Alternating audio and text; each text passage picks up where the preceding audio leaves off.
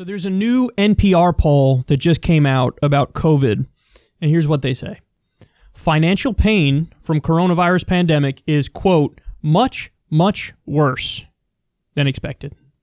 Much, much worse. Here are the specifics. I'm going to use Chicago as the go-to here, but they have numbers for Los Angeles and New York City. So in Chicago, 50% of people say they have, quote, serious financial problems. 50%. Half have serious financial problems. Used up all or most of their savings. 35%. Serious problems paying credit cards, loans, and debt. 26%. Serious problems paying mortgage. 25%. Mortgage or rent, that is. Serious problems paying utilities, 23%. Serious problems affording food, 17% of people in Chicago. Serious issues affording food. Serious problems affording medical care, 15%. Serious problems making car payments, 13%. Other serious financial problems, 17%. So, in other words, this is the worst situation we've been in since the Great Depression, and it's not even close. I'll give you some more numbers. In Houston, 63% of households reported having serious financial problems. By the way, the number nationwide is 46%. So almost half the country is having, quote, serious financial problems. 63% in Houston. New York City, 60%.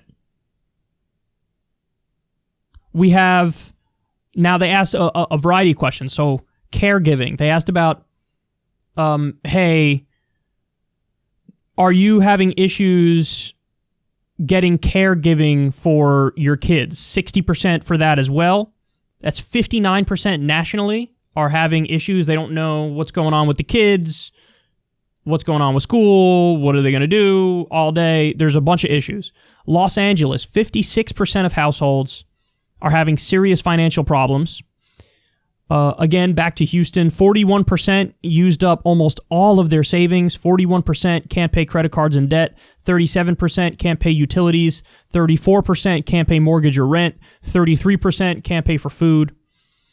So I've never seen anything like this in my life. I've never seen anything like this in my life. People are really hurting. I mean, when you're seeing numbers 50, 60% are describing themselves as in serious financial trouble. And listen, what does that mean? Like, how are people defining it in their own mind? I mean, they have to mean like, hey, 2 or 3 more months of this and I can't afford to have a roof over my head, right? I mean, that's my interpretation of it. And you got politicians who are leaning into culture war stuff. I see it all the time. I see it all the time. There really is this weird assumption that things are still like, whatever, 2006.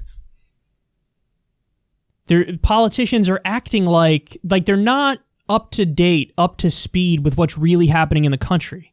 And they're operating based off the old school model.